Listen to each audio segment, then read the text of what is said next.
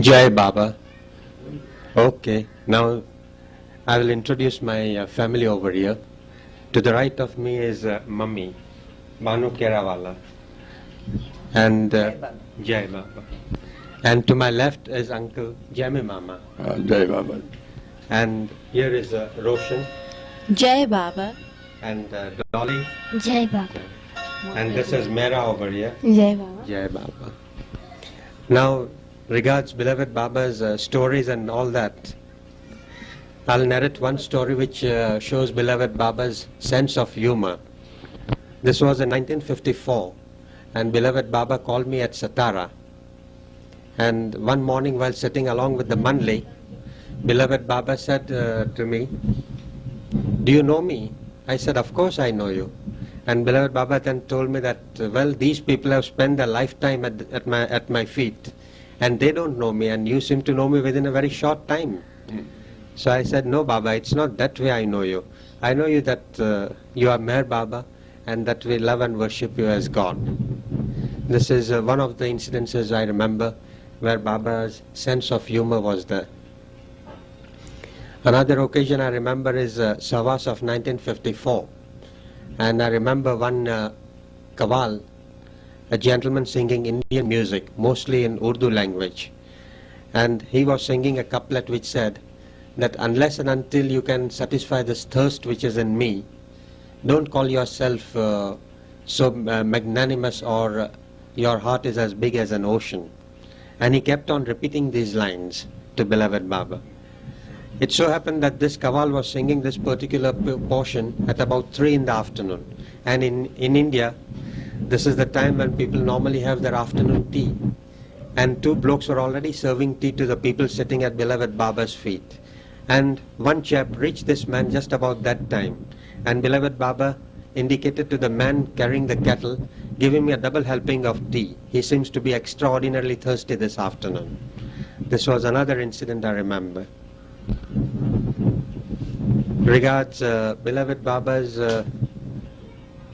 orders and all that, when I first came back from England, beloved Baba called me to Satara and he asked me as to how my life on the ship was. I told him that I had lived just an average life like all seamen, having a good time in various ports and whatnot. And then beloved Baba said to me that, "Fair enough, but from now on you must behave yourself and always remember and love him and try to live as good a life as possible." I have known Baba for the last 41 years. Actually, I came in contact of Baba through my mother's family. My mother's family is from Ahmednagar, and they have known Baba from the time he came and settled down at Meherabad. And if I'm not mistaken, my uncles and my aunts have even come in contact with Baba at the time when he had not started with his silence. By profession I am a merchant seaman, and I left India at the age of 19 and came back again at the age of about 23-24, which was in 1954. And on that occasion Baba called me at Satara. Baba asked me as to how I had spent my time at sea. And I told him that I had lived a life which was very typical of most of the sailors. And he asked me whether I used to smoke and all that. And he said that he asked me these things. I said, "Yes, Baba, I have done all these things."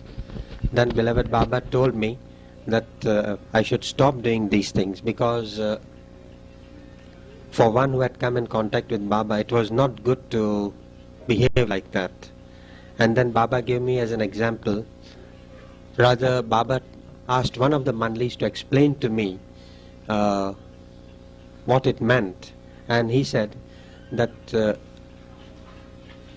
certain sanskars were so thick and their impressions were so deep that even if a perfect master were to wipe them out, they would still remain in a very sort of translucent or a vague form.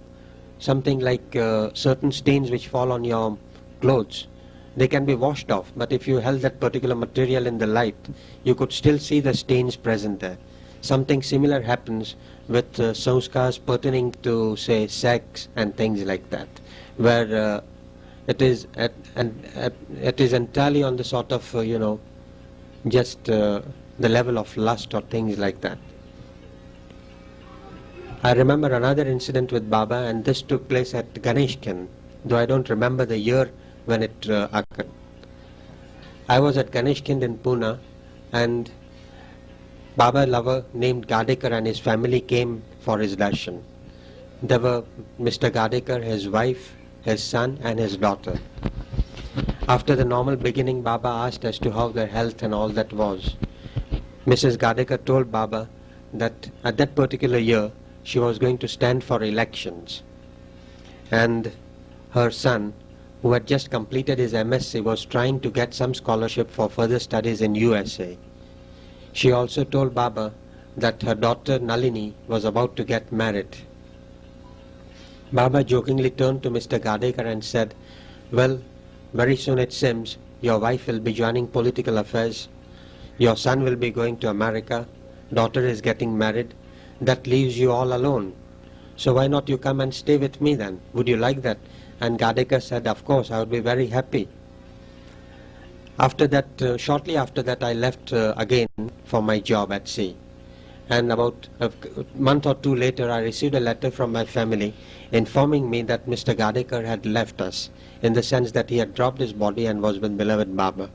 And it suddenly struck me that that was what Baba meant when he told Gadekar that after everything is over, why not you come to me? And the period stipulated was exactly the time which Baba had indicated to him, about 2 months after that incident.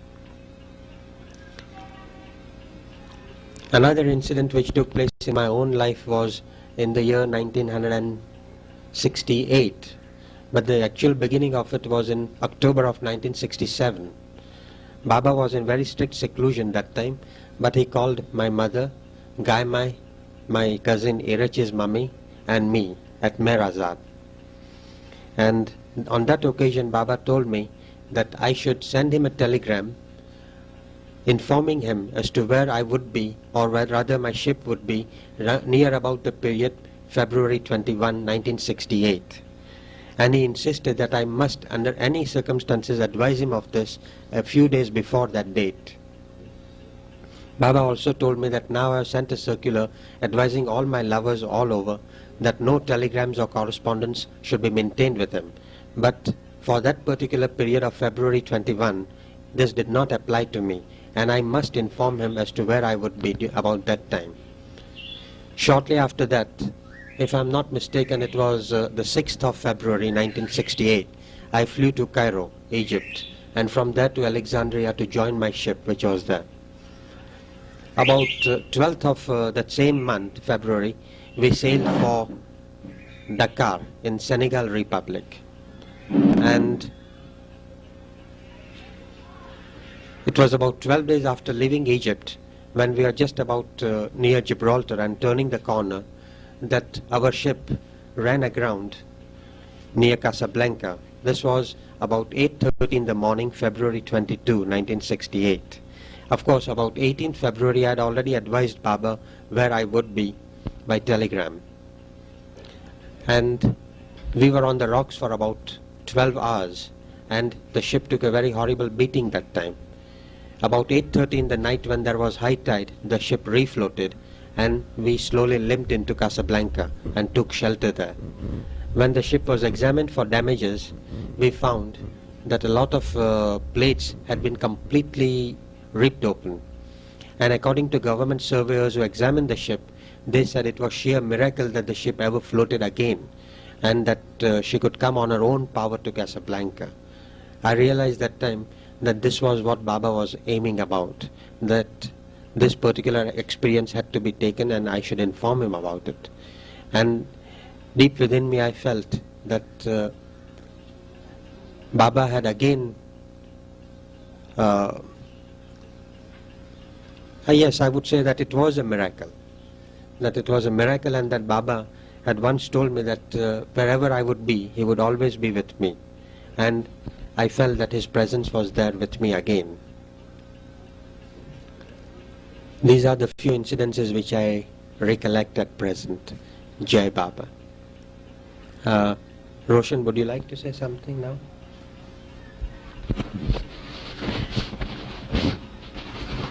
When once I was with Baba in Ganeshkin and he had come to see us. Most probably Baba used to come to our house whenever he was in Pune, like one of our family members. And we are so close and we liked Baba so much that we used to tell each and everything to Baba as our father. And once when my little daughter Dolly was very ill in Pune, Baba has said not to worry about her. She was in the hospital for 40 days and her eyes were shut for nearly 21 days, and we did not have any hopes of her seeing it after that. But by Baba's, she was only a year-old child when she was so severely ill with smallpox.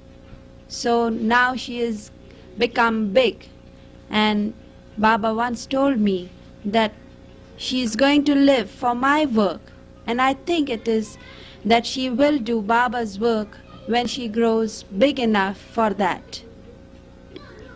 Here is little Dolly. Jai Baba. Now she is going to school and she is in 5th grade. And this is little elder daughter, baby Mera, who is also Baba's pet.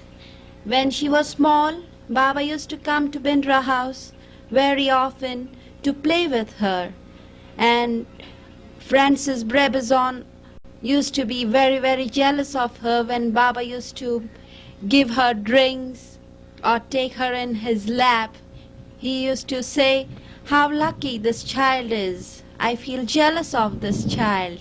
And Baba used to say, "This child will do lot of work for me, and I pray that she will do what Baba wished her to do."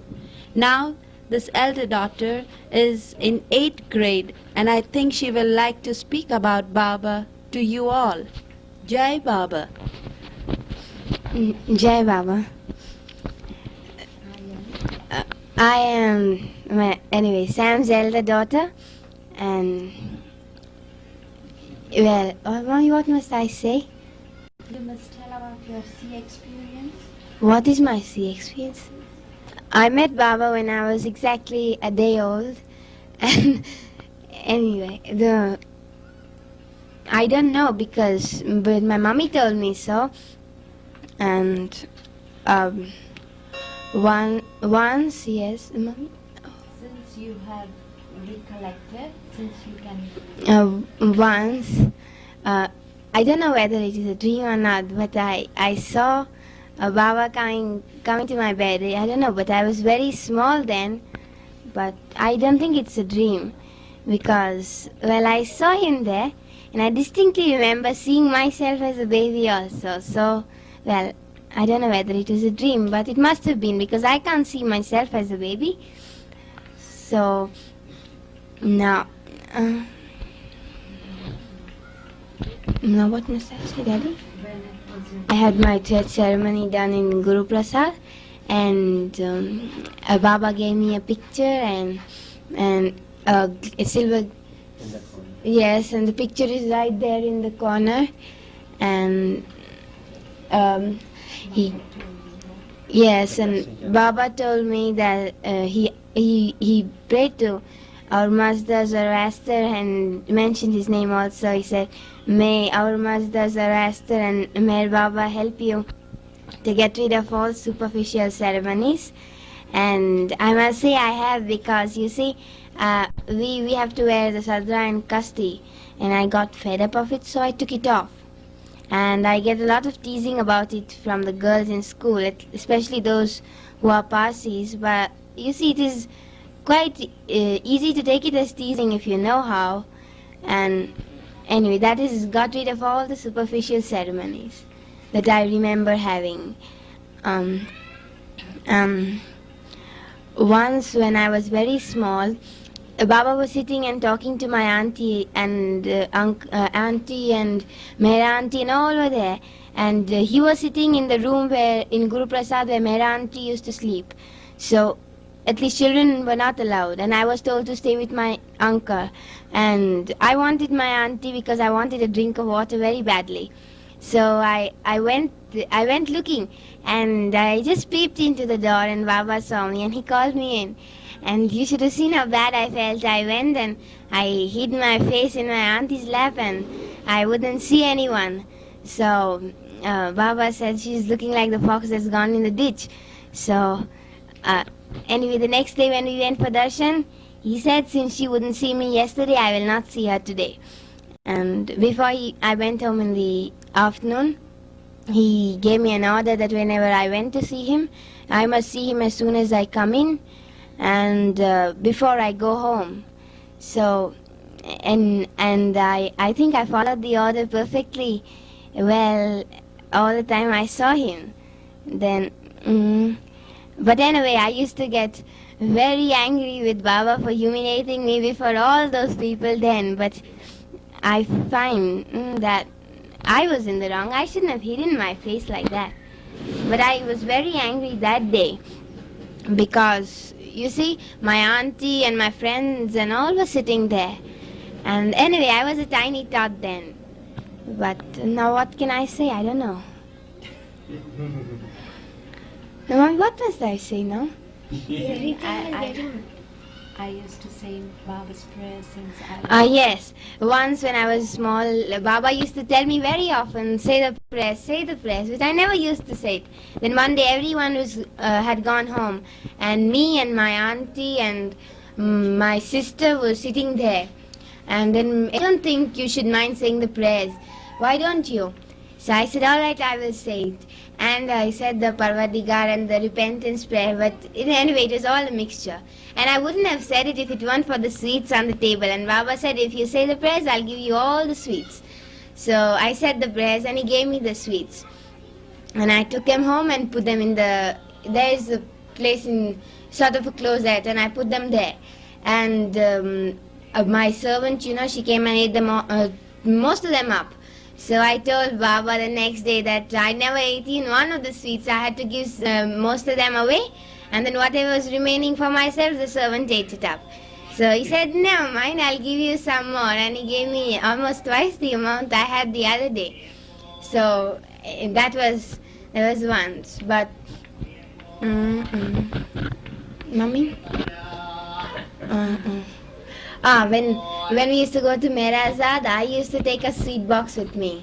So once I took the sweets to Baba and I offered him one. So then he also used to have sweet boxes next to him to give to any child or any person, like his prasad. So I went there and I offered him my sweets as if I was the host and he the guest. So he took a sweet, and said thank you and all. And then he opened his box and offered me the sweets. So I took one. So he gave me another handful and he said, give them to everyone at home. And my uncle, he took away the papers from me, and I think he has them pressed in a book somewhere. I don't know exactly, but I think he has them. Yes. We went to see Baba one day, and Baba called for Mastan. And he put him on the bed and was petting him and caressing him and all. So I got very angry. I was sitting on Gai Auntie's lap, that is Era Chanka's mother, and I got very angry, and I started scratching at my granny's hand. So Baba is saying, what has happened? Why is she so angry? So my granny said, oh, she doesn't like Mastan sitting next to you. So he made Mastan get up and said, now you come and sit next to me. Anyway, so he sent Mastan away. But every time I used to go to play with Mastan, after Baba dropped his body, Era Uncle used to always say, it's a wonder you are such great friends with him after the way you scratched your granny about Baba petting him. And everyone in the Mandali yet teases me if they remember.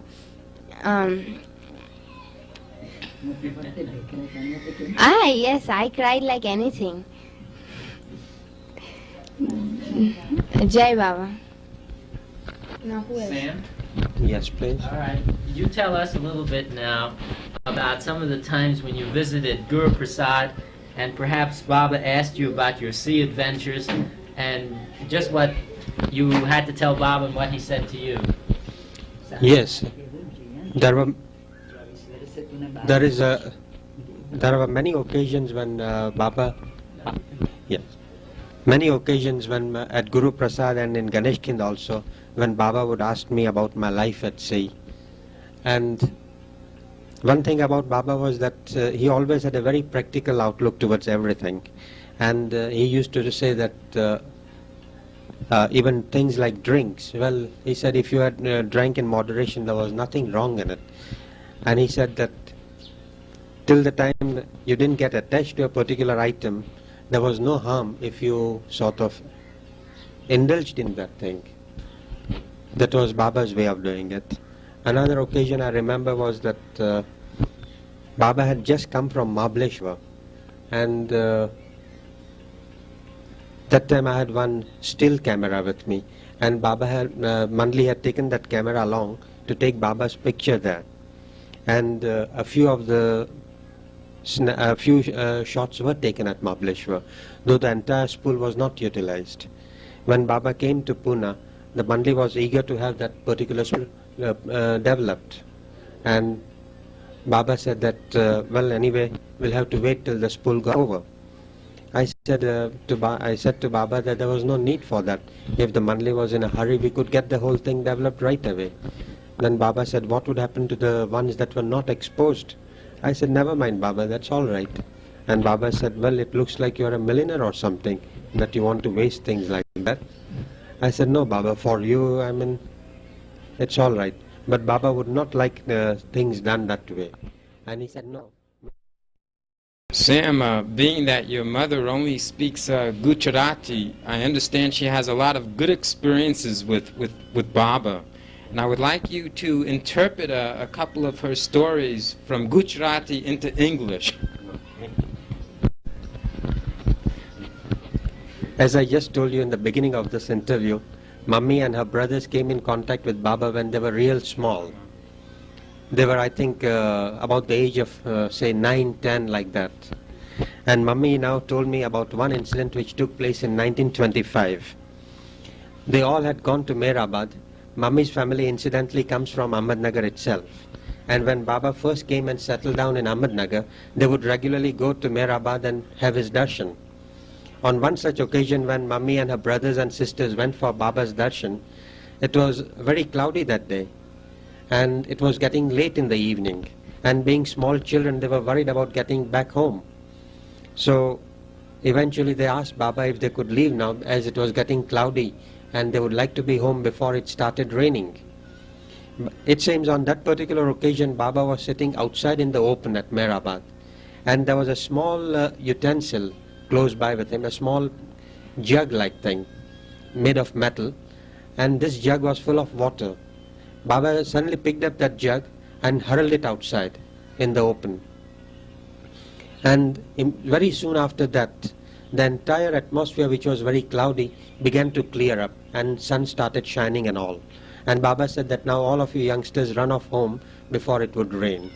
And the whole family reached their house very safely, and the rains started about shortly after that. This is one incident which Mummy remembers in 1925. Another incident she told me was about a certain driver of a truck. He had been instructed by Baba to be present at Meherabad at 9 in the morning. It seems on that oh, I'm sorry, it was 9 in the night. And Mummy and her brothers and sisters were all there. And excuse me, were they this driver in the truck was to take the family back home from Meherabad. And Baba was waiting for this driver to come at 9 o'clock. Well, it was well past 9 and the truck didn't come, neither the driver came. And Baba was walking up and down in the room, rubbing his hands, at the same time telling all these kids sitting around him that the driver was real lucky, because today Baba would be punishing him for disobeying his orders. And 10 or 15 minutes later, well past 9, when this driver came to Meherabad, First thing that Baba asked him was why he was late. And when the driver could not give a proper accounting of his movements, Baba gave him a tight slap and told the driver that he was real lucky that Baba had slapped him. Otherwise, if things had gone according to the normal routine, maybe the punishment would have been more severe. I don't know. It is just my guess in this. Another incident which Mummy remembers was in the year 1929, and this took place at Nagpur. At Nagpur, Gai Mama used to stay there. Gai Mama happens to be Erich's mummy, and the family was at Nagpur that time. My elder brother Dadi, who is at present in Bushawal, was very small, must be about a couple of months old. And he was running a very high temperature at that time. And Gai Mama was sitting there near his bedside and with a bag of ice water on his head, trying to bring the temperature down. It so happened that Gai Mama was with Dadi for a long time, and she had to go for relief. And there was no one to take over this ice water bag. And she did not know how to leave Dadi alone like that. When suddenly she heard a knock on the door. When she opened the door, Baba was there at the door, and he said, "Now run off and relieve yourself. In the meantime, I will look after Dadi." And thus Gai Mama then went and relieved herself and came back. These are the incidences which my mummy just told me about. And Gai Mama was of course very much surprised as to how Baba came there at that late hour of the night. Okay. Stop. Well, Jai Baba to all our Jai Baba. Jai Baba to all our lovers in all the various parts of the world, and we wish your venture a real grand success which it deserves. Jai Baba to you also. Jai Meher Baba ki Jai. Avatar Meher Baba ki Jai. Avatar Meher Baba ki Jai.